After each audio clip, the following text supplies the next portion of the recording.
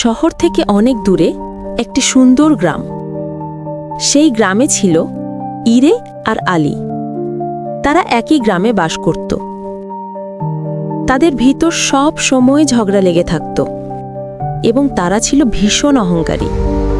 তারা একে অপরকে একদমই ভালো চোখে দেখতে পারত না। ঝগড়া আর সালিশ করতে করতে তাদের সব অর্থ সম্পদ শেষ হয়ে গেল। তাই তারা ভাবল আর ঝগড়া করা উচিত নয়। তারপর দুজন একসাথে সিদ্ধান্ত নিল যে তারা অন্য গ্রামে গিয়ে একসাথে বসবাস করবে।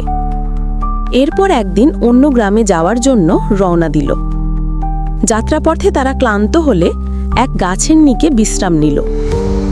তখন ইরের ভীষণ পিপাসা লাগল, কিন্তু তার কাছে কোনো পানি ছিল না।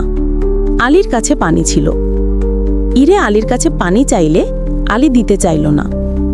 আলী বলল, আমি তোকে আমার পানি দেব কেন? এভাবেই তাদের আবার ঝগড়া লেগে যায়। তখন পানির পাত্র টানাটানি করতে করতে হঠাৎ সেটা ভেঙে যায় আর সব পানি মাটিতে পড়ে যায়। হঠাৎ মাটির ভেতর থেকে এক বিশাল জিন বেরিয়ে আসে। দুজনেই ভয় পেয়ে যায়। জিন তাদের বলে, আমি অনেকদিন পানির অভাবে এখানে বন্দী ছিলাম। তোমরা আমাকে মুক্ত করেছ। এখন আমি তোমাদের যা চাইবে তা দেব। তখন আলী বলে, আমি সোনার মোহর চাই। আমি সোনার মোহর আর একটি রাজপ্রাসাদ চাই। আলী ভাবল সে তো ঠকেই গেল। এই ভেবে আলী আবার ঝগড়া করতে থাকে।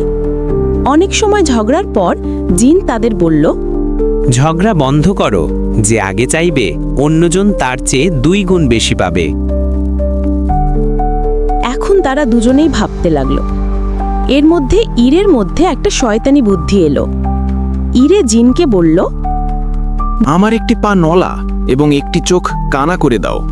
জিন তার চাওয়া পূরণ করল। এরপর জিন চলে গেল। ওপরের দিকে আলীর 2টো পা এবং 2টো চোখ নষ্ট হয়ে গেল। এভাবে তাদের অহংকারের কারণে দুজনেরই ক্ষতি হলো। বন্ধুরা, তাই কখনো অহংকার করো না। তোমরাও যদি অহংকার না হও, এই চ্যানেলটি সাবস্ক্রাইব করো। গল্প পালসের সাথে আরও অজানা গল্পের জন্য সাবস্ক্রাইব করুন।